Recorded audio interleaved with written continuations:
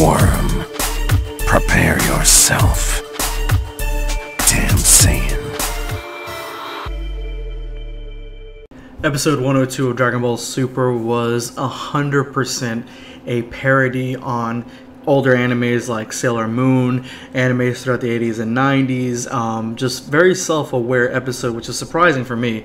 And I mean, a lot of the community has some mixed reactions to this. The whole magic girls aspect of the episode, where they transform and they have all these extremely long transformation scenes, I thought was done really well. The animation overall throughout this entire episode, I mean, some shots were meh, but the majority of the action, the transformations, all that was really well done.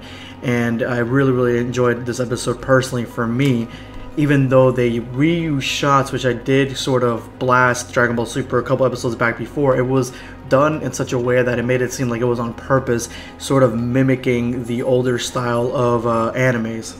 I mean, they reused the same shot of Hellas, I believe her name is, from Universe 2, the God of Destruction from Universe 2. They reused that same shot like 8 different times. Obviously I'm exaggerating, but it was a lot. Like, it was getting a little bit tiresome.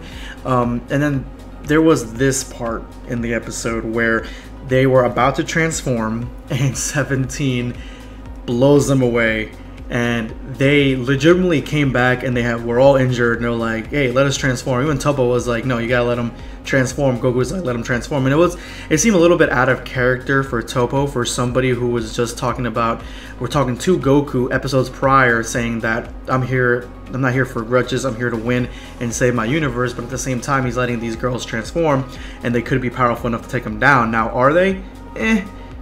We haven't really seen the full might of Ribrianne, I guess. But the other two don't seem to be very strong, in my opinion, from what we saw. But that part where 17 blasted them away, yeah, that part was amazing. I loved it. It was hilarious. And he was like, they're wide open, why not? You know, it makes sense. But then after that, we get probably one of the biggest gripes of the episode, where we have to rewatch the entire sequence again, and it just ate up a lot of that beginning of the episode. So I wish that part was done a little bit quicker. And then we get into Ribrianne's heart attack, is what I'm calling it, where she blasts the entire field with love. And I guess fodder characters are more susceptible to it, because the stronger characters, especially all the Universe 7 characters, they were not. Even Master Roshi was like, this is what I trained for. So, and then at this point is where the Universe 7 squad that's been staying together for the majority of the tournament so far splits apart. Piccolo and Gohan and Tien and you know, Master Roshi go their separate ways.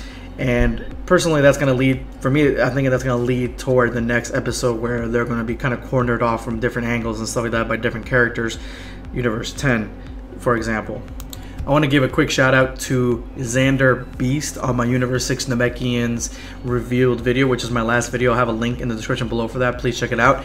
And he states, I want to see this YouTuber make a whole new series of Dragon Ball and see if it can get to at least 300 episodes. Well, I actually had a really good idea for this, and I started making it a while back on this channel. You guys could probably find that if you guys searched for it, but I'll leave a link to that video in the description below, see if you guys like it.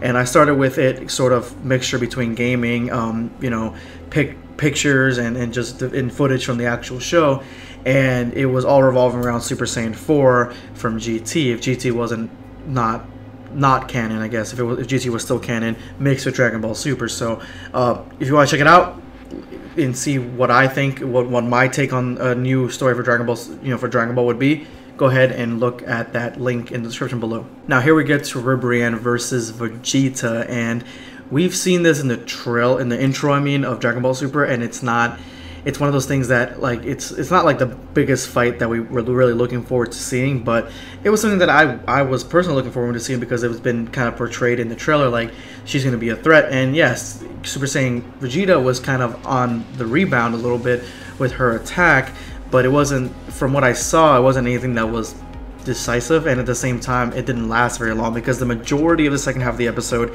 were all around 17 versus Kakunsa, which was one of the Ribrianne's friends that transformed with her.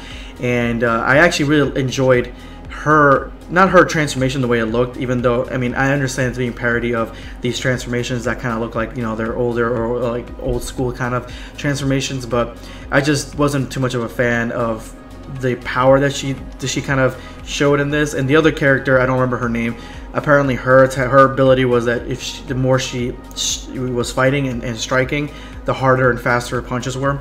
But going back to 17 versus Kakunsa, the fight was really good. Even though I wasn't too much of a fan of the design of Kakunsa, I liked her fighting ability and style a lot. It was perfect for 17, who, you know, is a wildlife ranger and deals with wild animals all the time. She was essentially a wild animal, and the part where she bit him, I loved it. And of course, you know, he was hiding his true strength. He makes a force field. The fight was great again. He kicks her off bounds. Another one of her team members saves her. But then, you know, they get too caught up in their lovey-dovey Universe 2 gimmick, and 17 knocks out, completely beats the crap and knocks out the flying creature that saved her. And then, of course, he rings Kakunsa out. Then Ribrianne confronts 17 and says that she's going to take vengeance on him. So maybe we'll see more power from her in the next episode. I highly doubt it. I think that 17 is going to ring her out. Maybe he'll have some trouble with her a little bit, but he's going to end up bringing her out at some point. So yeah, I'm not really too worried about that. But the next episode, it looks like we're going to be getting, from certain spoilers that we got this week, we got a ton of different spoilers this week, that Gohan is going to ring out essentially Universe 10. There are only a few fighters left on Universe 10 anyway.